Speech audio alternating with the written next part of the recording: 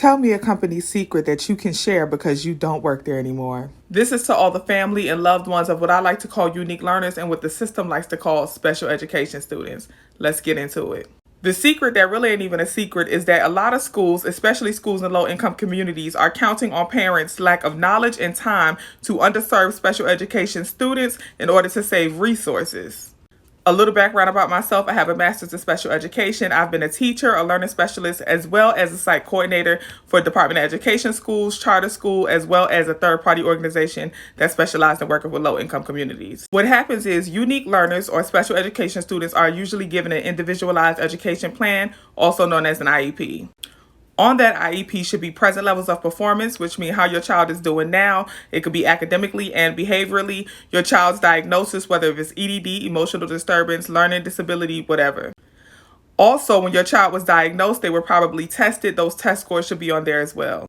Based on those test scores, as well as their present levels of performance, also known as PLOP, there should be goals created for your child. So by the end of the school year, Johnny should be able to solve algebraic expressions 3 out of 5 trials. In addition to those goals, there should be something that states how they're going to test throughout the school year to make sure that your child is approximating towards those goals. In addition to those goals, there should be something about your child's designated classroom setting. So 12 to 1-to-1, 12 students, 1 teacher to 1 para, 15 to 1-to-1, or should they be in a self-contained classroom, which means all special education students? Should they be in an inclusion classroom, which is gen ed and sped students in one classroom, so on and so forth. And one of the biggest areas on the IEP that parents should focus on is counseling, especially if your child was diagnosed with EDD, emotional disturbance, which they often diagnose a lot of Black children with, especially Black boys who they feel have behavior issues.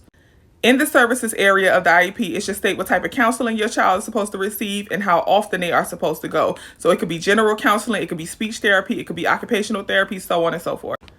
The classroom setting as well as the counseling is where a lot of schools have to spend a lot of resources to ensure that these students are receiving what they're supposed to get. If a school has a lot of special education students and many of those students need to be in smaller classroom settings like 15 to 1-to-1 or 12 to 1-to-1, that means they have to hire more teachers, more staff in order to fulfill those needs. In addition, that means they have to buy more supplies for those classrooms because unique learners usually require more supplies, more materials to be taught in a unique way. If those learners also require counseling, that means they may need to hire more counselors, more therapists, more paras, more school aides, so on and so forth. Because of a lack of funding, a lot of schools do not have the resources to hire all this additional staff and buy all these additional materials.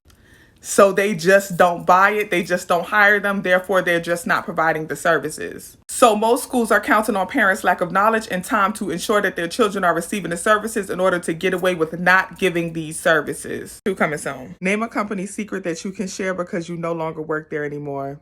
I'll go first. This is part 2 of my secret that most schools are depriving unique learners or special education students of mandated services to save money due to lack of funding. This is part 2 where we discuss solutions. What can parents and guardians do to ensure that their unique learners are receiving every mandated service in the IEP? Let me just remind you that the IEP is a legal document and by law it must be followed. The first thing parents should do is to never allow a school to convince you to change your child's classroom setting. Make sure whatever classroom setting is on your child's IEP, that is the setting that they are in. Never allow a school to convince you to change your child's classroom setting. They'll try to use words like, oh, well, it's a least restrictive environment and so on and so forth. No, that just means that they don't want to hire more staff to put your child in their adequate setting, which means that your child is receiving less specialized or individualized education. Pop up on that school, go to your child's class, count the number of students, teachers, and the para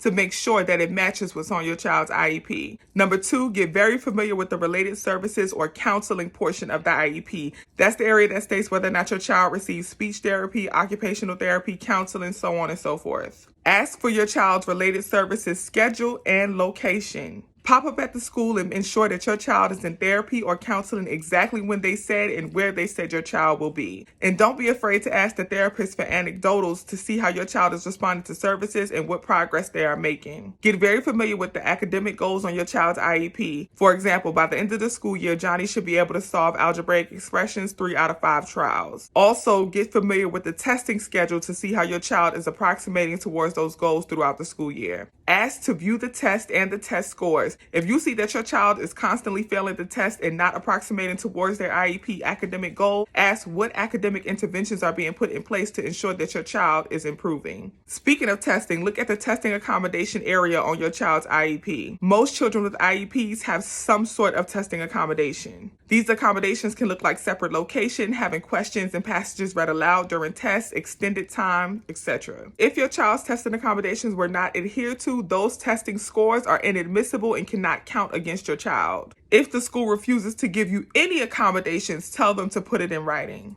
Again, I remind you that the IEP is a legal document that must be followed. If they refuse your child any services, get a lawyer. I've seen schools miraculously find services and funding for students of parents who are lawyered up. Lawyer up. And if you are school staff and you really want to do something but you don't know how you can help parents without getting fired, slide them this video. And if you are a parent who received this video from a school staff member, keep it on the low because they could get fired and they won't be able to help other parents. I hope this helps, family. Much love.